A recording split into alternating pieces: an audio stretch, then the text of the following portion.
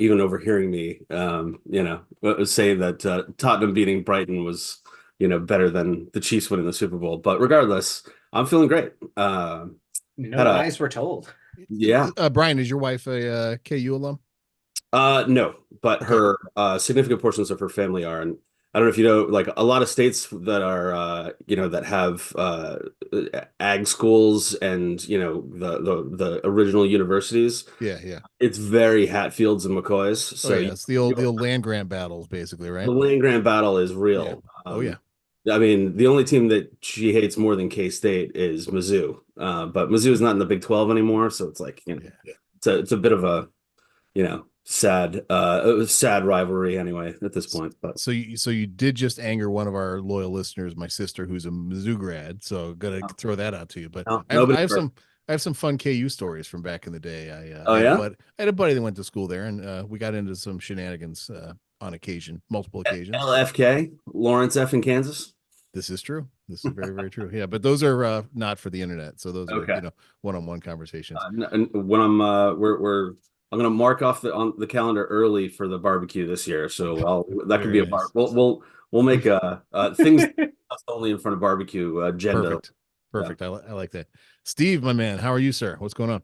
Oh, I'm just swell, Dave. Thanks for asking. You betcha. I learned something very valuable, literally mere moments before jumping on this show with you guys. Um, and this lesson that I would like to share with you comes on behalf of a game that I was playing with my 3-year-old.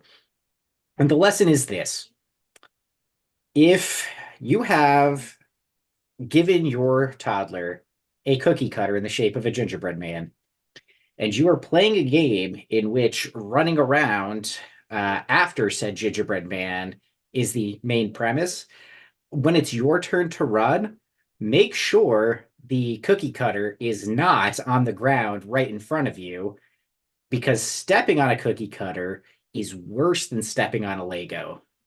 Barefoot or Barefoot, yep. So you cut your foot all open. Well, not all open, but I do have the nice shape of a gingerbread man head going on right in the center of my foot. So what kind of lunatic like cuts their appendages all up, right, Mike? I mean, I just I don't know. I have a vision, and my psychic skills are happening here. So Steve, please avoid fish bowls like the plague for like the next. No, he has been listening. Well done, Brian. You played that well. he passed the test. Nice work. Nice work. Well, so Steve, are you? I mean, I'm envisioning Michael Scott stepping on the George Foreman grill. That Yes, that kind of a vibe? absolutely. Yeah. All right. So, are you able to walk, or are you wrapped in bubble wrap right now? I'll be okay, God willing. I just wanted to Did treat the it young man learn any new normal. words? Yeah. No, he already knew all of those words, Mike. That's right. His dad's a Tottenham fan. Oh, I don't think I told this on the pod last time. Can I tell a very quick story? Absolutely. Why the fuck not? So we're around Christmas. We're sitting on the couch, my daughter and I. Something happened when she turned 3. I don't know what. She was never a very cuddly kid. She's so active all the time, just a busy, busy girl all the time. And she turned 3 in November. She gets kind of cuddly with dear old dad. It's wonderful, love it. And she's like playing with so she's cuddled up. We're watching like Moana, and she's got some little toy in her hands, and it like she's playing around with it, and it slips and it falls and it hits the ground. And she goes, "Oh God damn it!" And I went, "Excuse me, like, whoa, wait a second. That's not a nice phrase. We don't say that." And without batting an eye, totally sincere. And if I told the story on the pod already, I'm terribly sorry. But without batting an eye, she goes, "But Daddy, you say, oh God damn it, when you watch Spurs." I was like, oh, doc, it was the most genuine throwback of teaching I've ever had. Like in the 3 and change years of being a parent, that was the most beautifully eloquent throwback in my face that I've gotten yet. Yeah, won't be the last, but that was a damn good one, man. She's off to a heck of a start. There's genuine confusion in her eyes about that. Yeah, but Daddy, you do. Hey, I Mike, just got the Bart Simpson. I didn't do it.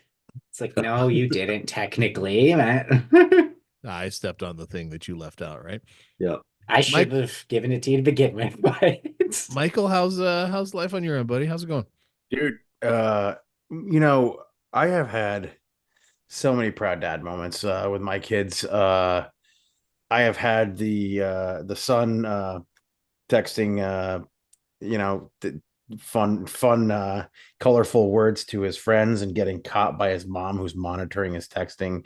Um I've had Lily at the same age. Does she have it show up on her phone? Like, does she have the Yeah, it's like iMessage? kids Yeah. messenger. So Okay, it's gotcha. like, That's funny. so yeah, we Rookie get all of his mistake, messages. kid. Rookie mistake. Then we have Gotta get then on we the had Discord, son. Lily at Brian's daughter's age, and also dropping something off the edge of the couch and saying, "Oh shit." So I've had those moments, but I've had the proud dad moments this week with both of my kids. Lily just like just flowing and getting right into this high school thing. Got her first report card for the second semester, and she has a 3.7 grade point average, and I'm just like mind blown because she struggles with her ADD, and she's just embraced this high school thing, and it's been great for her. Like, have you met the father? No. I don't really need, like, she's a cool kid, so she hangs out with me. So I don't want her to find out who the real father is. Lily I can confirm Lily is awesome. She's great. Absolutely. And then on the other side of that, my son, the little athlete, played 3 games. I thought he was you going weren't with a going to say different athlete. My son, the little athlete. We should do the unnecessary bleeping like they do on the Jimmy Kimmel show. Yeah, right. That's the spot. Yep. This kid, we're riding in the car, and we get a text message, and it's like, "Hey, do you want a guest on our 5v5 team?" And I was like, so I asked him, he was like, "Yeah." And I was like, "Dude, you already have 2 games. You have a 5v5 game, another 5v5, and a 7v7 game, on the big field." And he's like, "Okay." I was like, "All right, cool." So this was last Saturday, and he just powered through. So first game, he played with a bunch of kids he didn't know. There were 60-minute games, so bunch of kids he didn't know. He played the entire game, scored 5 goals while actually playing in goal for the first half. Wow. So he scored 5 goals in the second half. And then he gets into like his team's game, his far post game, and they played against so their team is split up into two different teams, and they were missing 2 of their players, so they had no subs, and they played against their other team, and the team who won got to go to the final of the league, and they lost, but they were down 7-1 at one point, and Lucas got them back to 7-4. Had 3 more goals there, and then went over to a 7v7 game. This kid was fucking gassed. He had 15 minutes off all night long and was fucking gassed, and still put in a performance in 7v7. I was just so proud of him for the work that he did. And then the next morning went to confirmation class and decided he wanted to go for more training. He's Yep. the Pedro Porro because he didn't want to go to confirmation class. No. He went after confirmation class. Mike, are you saying gassed? Is that the word you're saying? Gazzed with Z's. Like Gazaniga? Like, is this another word? Is this like sorry and all like your Gascoigne? other like? No, gassed. Like gassed. He was tired. You talk weird, bro. What? Anyway, did we play soccer? We did, this and here's the scoop, fellas. We're going turbo wicked Spursy tonight. So we have 27 minutes to work with. We need to talk about a match. We need to do a hey Mike, what you drinking? And we need to look to the future, and we need to do that with 4 moderately intelligent guys all wanting to have their say in the process. So we need to go like lightning round on this, and everybody just interrupt each other, and let's just get after things. What do you say? You Short, want to talk sweet, about the to That's the the way weekend? we point. should do it anyway, Dave. All right. Well, then why don't you lead us off, Mike? Get us Rapid going. fire. What did you see Rapid this weekend? fire. Get All us right. going. Event this So what time. did I see this weekend? I saw a team that Enough from you, Brian. What did you see? He saw a team this weekend. Can you confirm? All right, so basically, what happened this weekend for me watching Spurs was we were out at the pub. The game was really kind of ugly to start, right? It seems like we keep seeing this, tale of one half. It's a tale of two halves actually. So one half, we're dominant, the next half we're not, or vice versa. So this week that same shit happened. We weren't good coming out of the gates. Bentancur still, to me, it doesn't look like he's on it. Agreed. And obviously we got all of our guys back right now. We got all of our guys back, but it's going to take time for those guys to bed in. It took them, 6 weeks of preseason to get, on the same page. It's going to take probably close to the same to get back into form. And so watching that first 15 to 20 minutes of the game was frustrating as fucking hell. The penalty was a little bit weak to me, but yeah, I mean, he stuck his leg out and he was not in control of his body and he tripped the dude fine. I really can't stand Danny Welbeck. I want him to just never disappear, Retire. never be seen again. But so of course they score. The thing that I really liked was that the corner kick shit that every team has been pulling on us now because apparently our keeper is weak on corners. He's decided to not be so weak and try and stand his ground. Madison was getting in there and fronting the guy and blocking him out. And he still got backed into by another player who arrived in the box after Madison boxed out Welbeck. And what happened? They called a foul. So sometimes bitching to the BGMOL, it really can't help in these situations. They did call the foul. They tried it again, and it wasn't very successful. But the one that they did call the foul that it seems to be going around social media is the one where he gets backed into and gets back completely into the goal. Mm-hmm. But there are a couple others where Madison wasn't fucking around, man, on those corners. Nope. He will fight. He will fight, and he will fight for his team, and I love it. All 5'8" of them or whatever Madison yeah, is, right? Yeah. And I think that, Madison had a better game. I think he's starting to play into it. I think one of our better players, and it may be an unpopular opinion, was Kulusevski. He was one of the better players at being able to hold on to the ball, keep the ball at his feet. The one thing that I did not like about the game is I thought I don't think the subs were bad. I think the timing was bad of the subs, if that makes sense. Would you rather have them come in sooner? No, Later. Later. So yes, that is what she said. Later. Hey, we're doing a bad job of our lightning round. I need more interruptions. Well, nobody's gentlemen. interrupting. Step it up. I'm just fucking Brian, talking. I want to hear something. We're just too polite. Steve, I want to hear. Am I something wrong? from you. Am I wrong about that? About the subs? Because I think that What's your theory? Why did they come in at the wrong time? They came in at the what? 60th minute. 60-ish. Yeah. 60-ish. 62. So the first three came in, right? 62 and then 80. Right. So 62. So that was the triple. That was a triple. Triple change, right? Yeah, and it took him half an hour to put together a goal-scoring play. Right, so. But here's the thing: we came out on fucking fire. The second that those guys came in, the second Sonny took his warm-up jacket off. Yeah, like he wasn't even coming in, and things picked up. Did you see that, or am I making that up? No. But my point is, when they came in, that's when that energy that we had went away again, and it was like having to start all over again. And why I think it was bad. It was just bad timing. I'm not saying the subs were bad I because they would made an impact counter at the end of the game.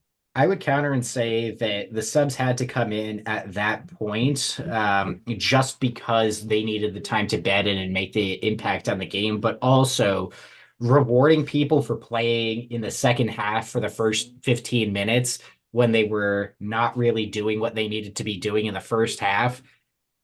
I mean, there's precedent for why some of them came off. Honestly, I didn't think Werner and Kulusevski were all that bad, but there was just no cohesion in the midfield, and it was very difficult to do anything with I it. think Werner's finishing was fucking terrible. His finishing Again. was, yeah, Again. but he's dangerous. He forces them to come out of position and to do things that would make them uncomfortable if we had any way of linking that up. But yeah, his finishing was absolutely atrocious. Not going to deny that at all. I do want to make a comment on the penalty, because the frustrating thing for me is that if our player goes down in Kulusevski, we get a penalty. We get a call. Yeah. So it's and this is something that we've talked about before. It's just ridiculous that if you try to play an honest game, you're almost penalized for it because you don't get the penalty that you deserve, the deserved penalty. Even the broadcasters, who are all notoriously anti-Spurs, were saying, yeah, if he goes down, that's a penalty. But he stayed on his feet. It's like, that shouldn't matter. If he's fouled, he's fouled.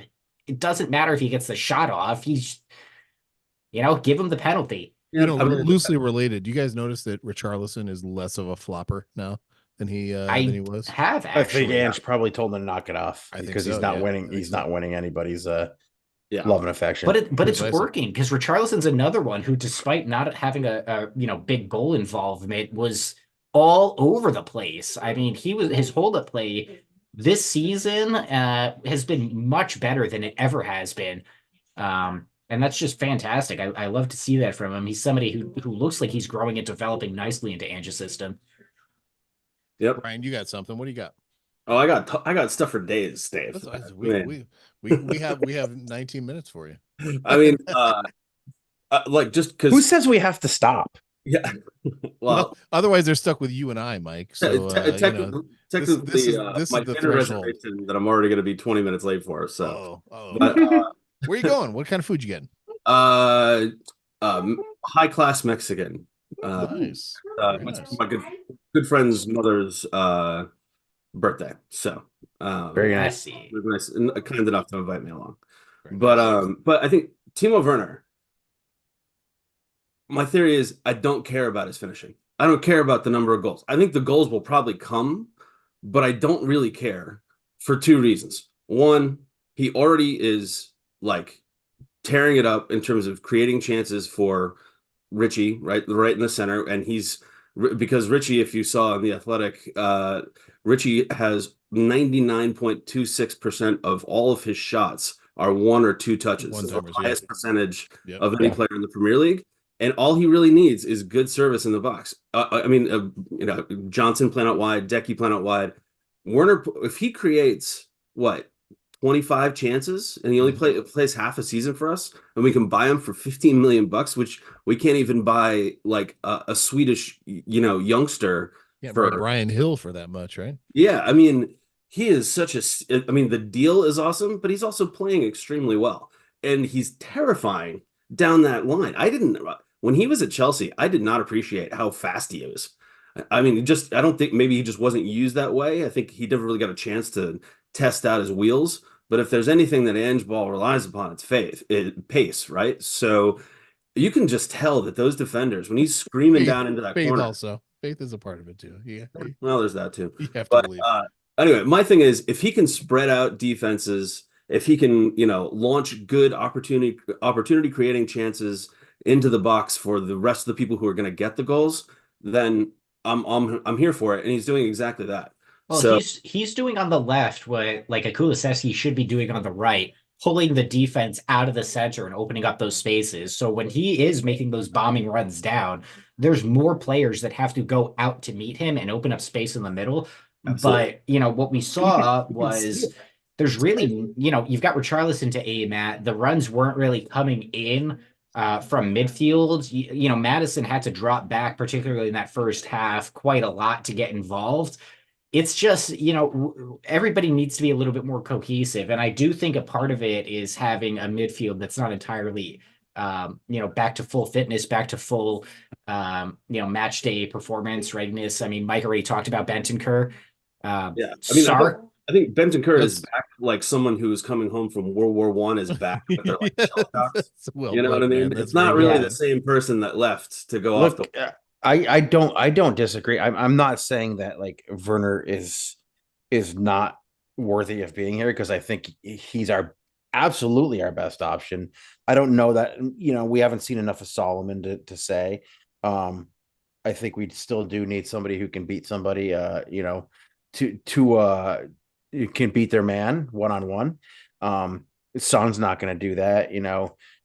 He just doesn't have that in his locker anymore, and Werner doesn't really do that anyway either. But his speed is undeniable, and his ability to whip a ball in is undeniable. And I think that's why it's so important to have somebody like Kulisevsky and Johnson on rotating yep. on that other side is because we have Pedro Porro who does invert and he does become more of a forward. We have Kulisevsky who is fucking fantastic with the ball at his feet.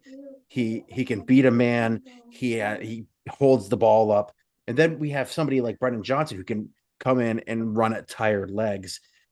He's a guy who comes in and like his speed is also crazy. He doesn't do a lot of that like one-on-one. He's not going to dribble past a guy.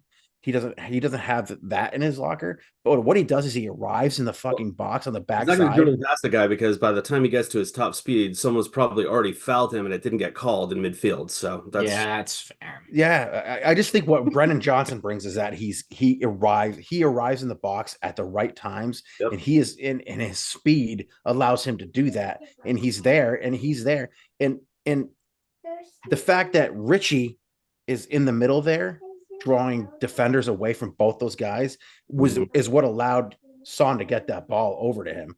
Yep. Because Richie drew those guys, and like there was nobody out in front, and Son just like boop, put the ball right in. It was nice and easy. Lovely. Yeah. I don't know. I know Steve started to talk another minute. We got to wrap this part so we can move on to the next part. But we need to talk about Sar for a minute. Steve, I can do you want to expand talk on about Sar. I'm really appreciative that we have him back from AFCON because I do think he adds a bit more steel into that midfield. His goal, beautiful. So, this is a kid who always tries, often from distance, and it doesn't often come off. But, he puts the effort in. He's usually the guy doing the quiet, dirty work that doesn't really get appreciated most of the time. And then he pops up with a goal or two every now and then. And he's still skinny, but he's stronger. You notice that? He's stronger. He's smart. I think that's the thing that I appreciate most about him. He's just got this great intuition. The way he plays, he kind of knows when to go, when to stay. I think that's exactly it. I had the thought on Saturday with the match, and I'm not saying not directly applicable, but in the way that a young Harry Kane had that like unconscious creativity, an ability to kind of I don't know who that is. Is that the German guy? Sir Harold of Kane? Who's this guy you speak of? Prince Harry of Kane. Ever heard of him? Nope. But Deposed. I did have that thought. I mean, he's just so unconscious. I mean, intuitive is the right word. He's elegant out there, as well as being kind of a battering ram because he's so energetic. He's all over the place, but he does it with skill. It's amazing. I don't think since I've been watching Spurs, I'm not sure I've seen a player that makes everyone around them so palpably better, like than Sar. Maybe early Christian Eriksen had that in a very different way, more of a Madison playmaking kind of way. Early Christian Eriksen, Yeah. So that for impact. Sar, because I literally just watched back his goal, and I think the thing that most impresses me about it is not the fact that he scored, but the fact that his first instinct was to go for the much more high percentage chance and cross it into an open Richarlison who was central. That didn't work. And then without even thinking, his instinct just shoot. It's coming to you. Nobody's recovered yet. Take the shot. First time we get the goal.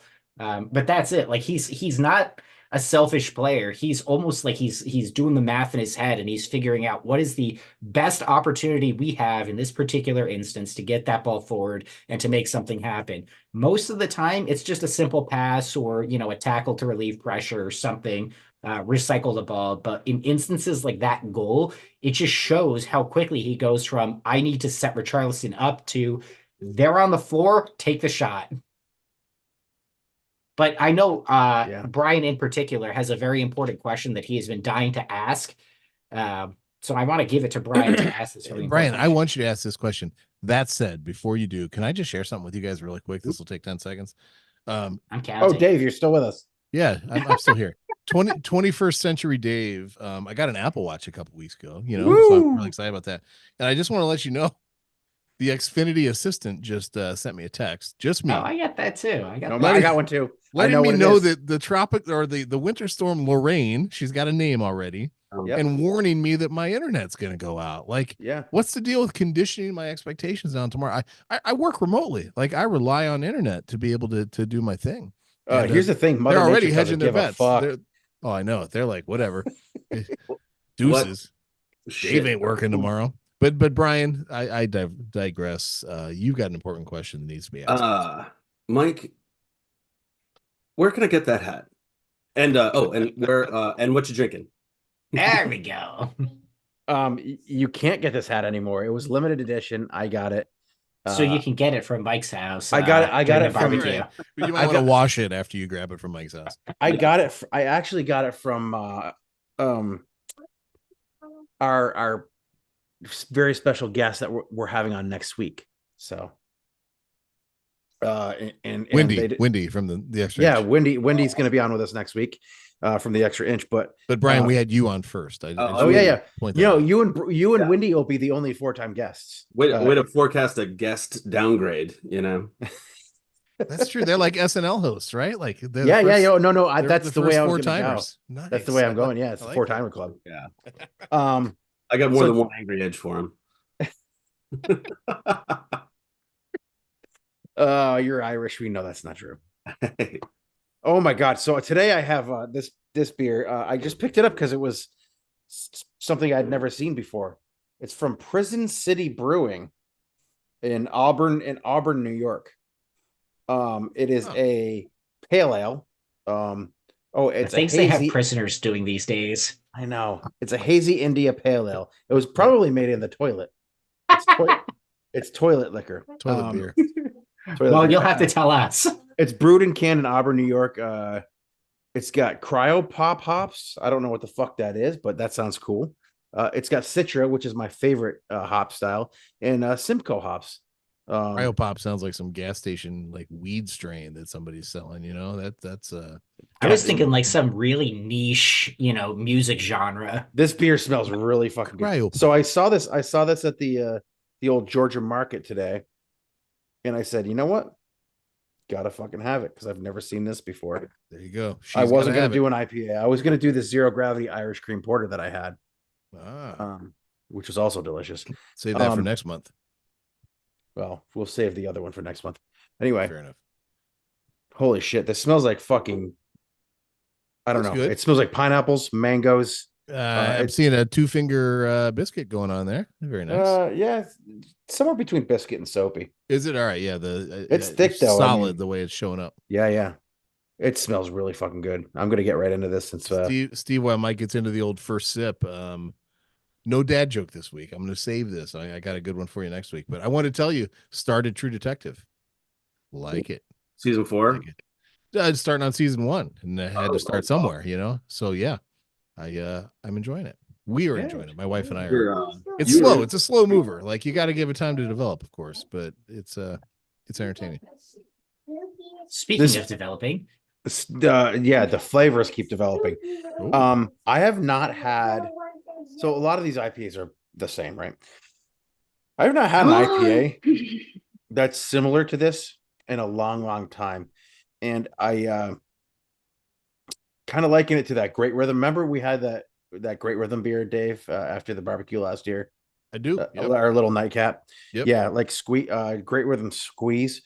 It reminds me a little of that. I don't know what the Cryo Pop hops are. I'll get back to you guys next week on that. But this beer is phenomenal.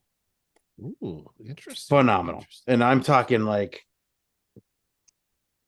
yeah, I mean, Steve, this means certain things, So Simcoe, your Citras, those hops are always going to go into a really good IPA. I don't know what Prison City does for their other beers, but if they're mostly IPAs, I want more of them. And this is kind of a cool label. You got like sunglasses that are on fire. Mike, on the rating, I just prices righted Steve. You $1'd him? I $1'd him, yeah. I submitted a bid too there. So I'm gonna go straight up 4.3. Damn you both. That's the hell I'm talking about. He picks evens for 3 weeks in a row, and the one time I go evens. Wait, so what were the guys? Steve went 4.2. Brian, you went 4.2, and I did. Big Daddy Dave went 4.3, my man. Sorry. Oh man. Nailed it. I thought I could prices right that one. Damn. Mike, we are dialed in, my man. We are dialed in. Brian, dialed in. Yeah, good. Nobody's gotten one since Ricky got it last time, so that was nice. Nice. Hey, I got it. I got it a few weeks back. You got one, yeah. It when nobody else was there, and for and for a song for our new Super Bowl champion Taylor Swift. Okay, I've chosen a Taylor Swift song. I got no beef with that. Let's hear it. All right, because not in my wildest dreams had I thought that. Oh yeah, like what you did there. Yeah. Not in my wildest dreams had I thought that this beer would be as good as it is. Given the fact that I've never seen this brewery before. Mike, that's a good call. I like when you say Prison City, I'm thinking it's gonna taste like dishwater, basically, right? Like that's my or like I'm gonna have to look more into this. It tastes like rusty shiv, right? There's rusty got an shiv iron brewing. smell to it and taste, right? Yeah, iron shitty brewing. Yeah. Iron shitty. Mike, I do. By the way, I do listen to the podcast. I listen to 3 Tottenham podcasts every single week. I listen to The View from the Lane from The Athletic. Nice. I listen to Golden Guest, and I listen to. I'm sorry, Wicked Spursy. Does View from the Lane charge you a subscription to listen to every podcast, or you'll just $1 a month? No, the podcast is free. They do promote their articles, which you do have to pay for. Of course they do. But I'm one of those idiots who was paying for the Athletic and I'm paying for the New York Times, and I'm still not exactly sure if I'm double paying for them. But I had the thought I do not remember which beer you were talking about, because not being a beer guy, it's not always something I store in a long-term memory. But I was thinking the way you talk about it made me think of what I do know about is wine. And I just put a link in the chat there, but the wine sure as hell wheel, did. Look at that. Yeah, the wine wheel, if you've never heard of it, is a really interesting device. We kind of start in the center in terms of like what does that taste? Like what is my first kind of overall taste that I'm getting here? Mm-hmm. And then you branch out to describe the different tastes. And I was like, oh, this would be like actually maybe like helpful for Mike, because he does a great job verbalizing the experience, but I think putting some fine tasting notes and kind of a generally acknowledged form might be a helpful rubric for you there. That was the initial, actually. Hey Mike started like that. Yeah. And then it just got bastardized. Right? It got bastardized as these guys started to make fun of me week after week after week. So I try and stay away from like triggers for them. Yeah. So what are some of our triggers that you avoid, Mike? What are they? I want to praise hints of nutmeg sometimes soon. Yeah. Because that could be soccer appropriate too. Yeah, like I said, I did say it smells like citrus. It's got a little mango. It's got some lime in there, some pineapple. It's fucking good, dude. This beer is good. I will save one for you, Steven. Ooh. Steven, only Steven gets one saved for him. Congratulations, Steve. Yeah, Stefan. Brian and I live way too far south for Mike to share anything. Yeah. Brian, I'll be in your neck of the woods in a few weeks. So all right. And Dave is still out there on an island. Congratulations, Dave. By the way, I don't know if I don't think I've got necessarily the pod appearances to bring up something completely off topic, but it's We not. do have a 4-timer jacket for you. We're going to give you tonight. Oh, So nice. just so you know, yeah. But anyway, I think it's more than 4 times actually. But you guys are cordially invited to join me at the inaugural season of Rhode Island FC. boom. Season ticket holder. Nice. Okay. Can get other. Basically, if there's any game, I got 3 tickets, but if there's a particular game where we want, the whole gang here or gang plus kiddos or whatever, the pretty easy to get things in our section. So Nice. That would be delightful. Are they Providence based? Where are they? They will be based in Pawtucket, Rhode Island. They're Got it. finishing off their stadium, so their inaugural season is played at Bryant University in Smithfield, Rhode Island. Very nice. Very So nice. you will But they're getting they got some they had really good public funding numbers, right? For the Yeah. stadium. Just came out, yeah. In my humble opinion, too good, but at least we'll get a complete stadium out of it that's going to be used Yeah. year round. I hate when that's my only problem is I do hate it. Any rich person that takes public funds to build a stadium, I kind of want to just throttle. But so With good reason. Most owners, right? well, yeah, basically. Yeah. So most people who own sports teams. Tottenham Hotspur is an F1 go-kart track. So yeah, well, they didn't take public money. that's true. All private financing. So Yeah. Very true. Very true. Hey, gentlemen, I think Steve and Brian, I think we're up against it here. Hard stop. So Mike and I may have to finish this. We hope you trust us to bring this one home. We will do our level best. Brian, it's been great to have you back, man. I had notes, Dave. I mean, holy shit! Look at this guy. He's prepared. So when you're like, when you were like, hey Brian, what do you got? I was like, well, I let's got see. lots. He was preparing. We want to go to Madison, poor, but getting there. Almost scored I think he would have scored that early in the season, but what could have been a beautiful goal.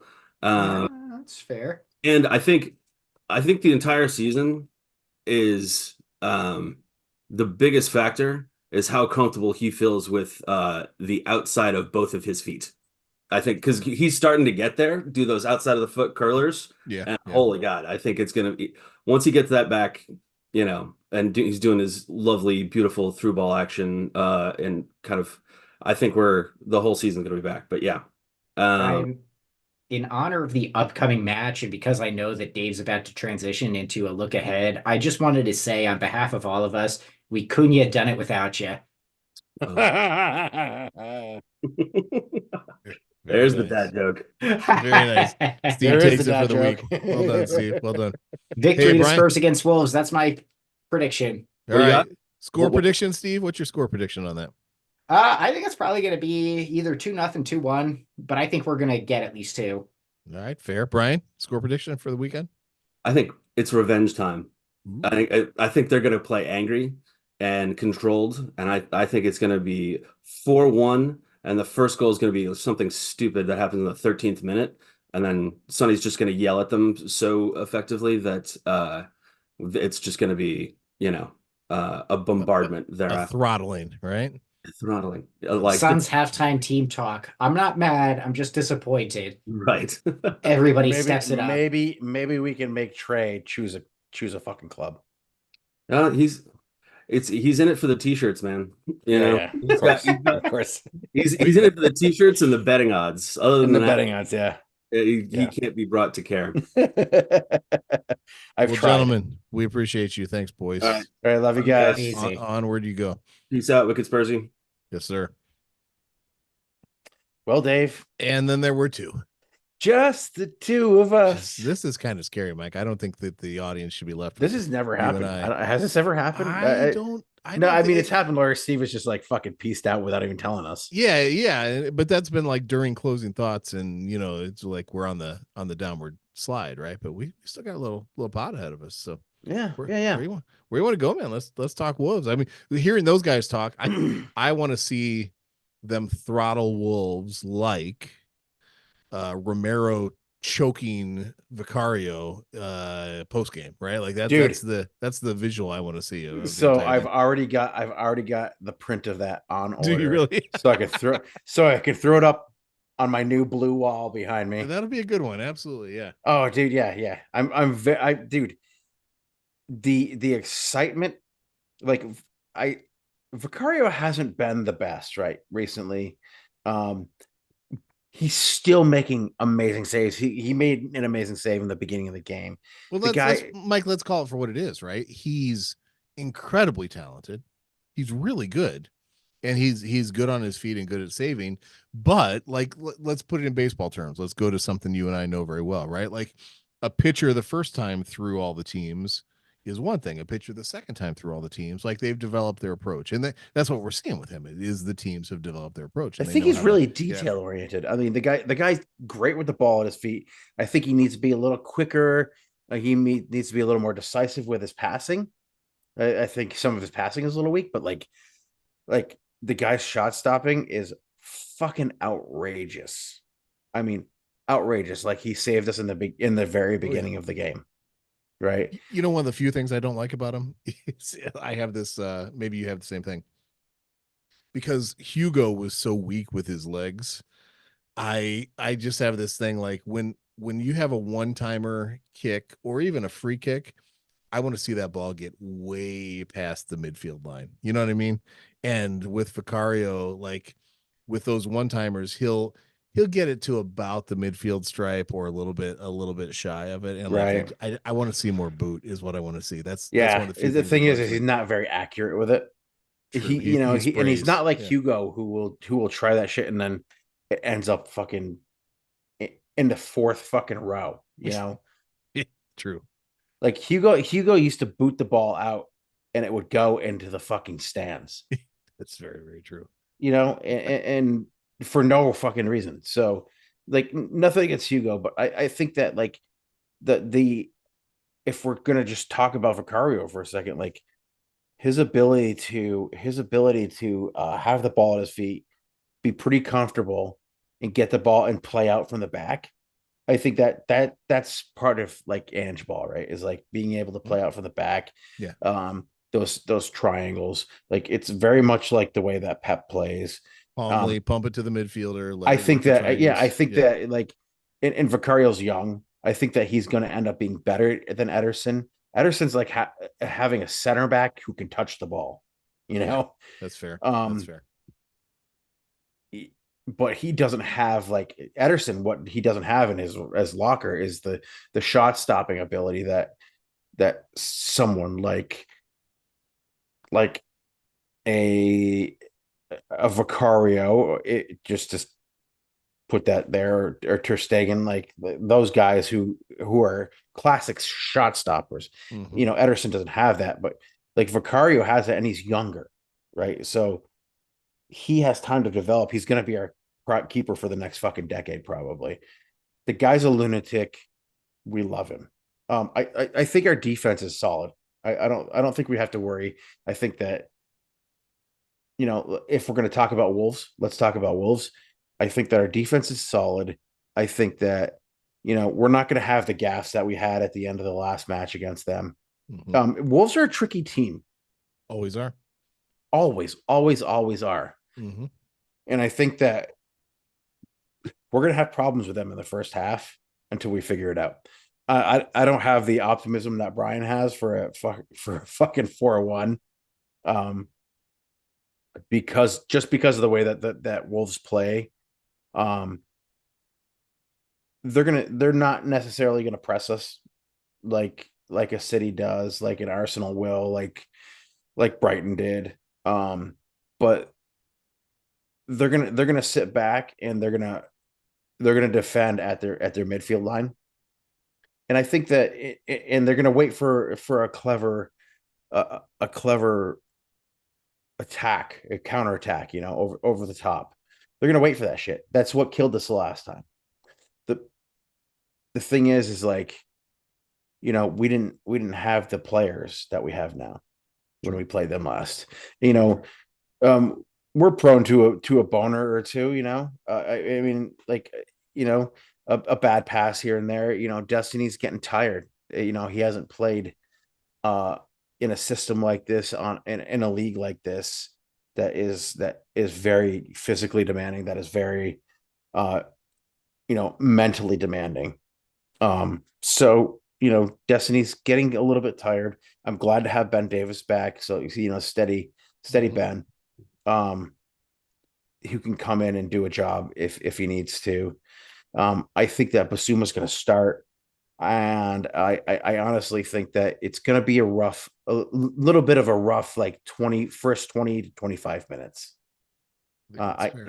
Until we figure out a way to break them down, and that's where I'm at with Wolves. And I think I agree. I think we'll settle in and we'll figure that out. It's going to be a pesky. It's going to be a pesky game. I think it's going to be a 2-1, 3-2 type of a game. Yeah. When you were talking 3-2 was Cunha is fucking good, dude.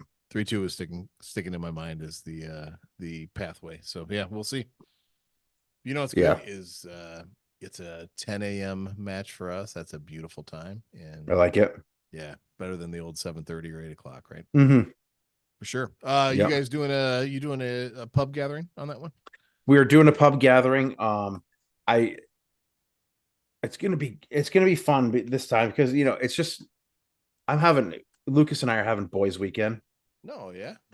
Yeah, Lily's going to Lily and Amy are going to a Taylor Swift thing at the Paramount Theater in Rutland.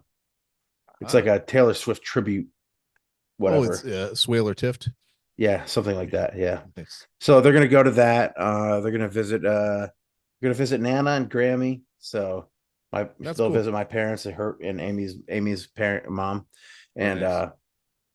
They'll do that. The boys are gonna have Lucas has got his they're in the knockout round, so they're 7v7. So unfortunately, he's got the third place game for his 5v5 for his actual club that he plays for. Got it. So he's gonna miss the quarterfinal.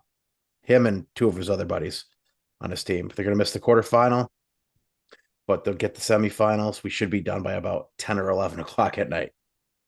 Well, that's if all goes well, it'll be like 10 or 11 o'clock at night. So in the 7v7, so we'll be seeing that. Before I go though, for my final thoughts, I want to give a little shout out to Sam. I was just going to ask you to do that. Believe it or not. Yeah. That's good synergy. Give a little shout out to Sam at Stateside Lily White's. He has grown his podcast quite a bit. From just moving here. He just moved to Vermont, from Virginia. And I think it was Virginia. I think he said Virginia, North Carolina or Virginia, but wonderful guy. Just met him. We shared some thoughts. We're going to get him on the podcast. He's nice. He's got some good takes. He's super intelligent. He's a citizen of the UK and the United States, and so he's got some good perspective on Spurs that I don't think that necessarily align with Wicked Spursy always, but he brings another idea to the table, which I absolutely love. So that's right. We welcome all kinds. Yeah, what a great dude. I just met him this weekend, and what a great dude. It's really cool. I listened to him today for the first time. I was driving home from the Albany airport and listened to his pod. It was from the Everton match, is the one that I had downloaded, and he's a sharp guy. And what I found myself thinking was, man, I don't know if I could do that. Like, how do you carry an entire pod solo and just keep that rolling for that? I thought the same thing. Yeah. It's just too bad for him that we're going to have to destroy him. Well, welcome to Vermont, young Sam.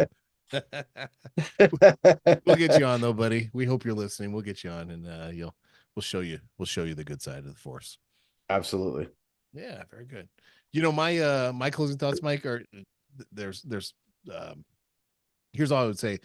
As I think about some of the negativity around Ange's substitution patterns of late matches, recent matches, I just find myself like thinking, well, who am I to think that I know better than someone whose career has been in the sport? And that's what I'm kind of trying to figure out, is like, I have my takes, we have our takes, but we don't know what's going on with the team during training all week. We don't know what's going on with somebody's attitude or their personal life. We don't know what the vibe on the bench is, and we don't know how the guys are feeling about each other. And I find myself in this weird place where it's easy to say trust the manager, and I know that when I say to you trust management, that doesn't always flow very well. But But like, I find myself just wanting to not say that Ange is infallible. That's not what I'm suggesting. But I find myself wanting to say, I'm gonna trust Ange. I'm gonna trust when he puts these guys in. When he does, there's a reason and there's a rationale that I may or may not understand.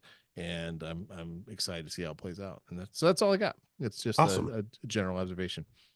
Hey, I, with that, if oh no, what do you got? You're gonna say no, something. no. I was just gonna say I totally agree with you.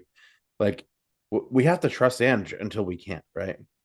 Yeah. And when you can't, right? Like that makes itself very clear when the time comes. But the thing is like he doesn't ever give you any reason to not trust him. I know. It's exactly right. And that's a good feeling. I like it.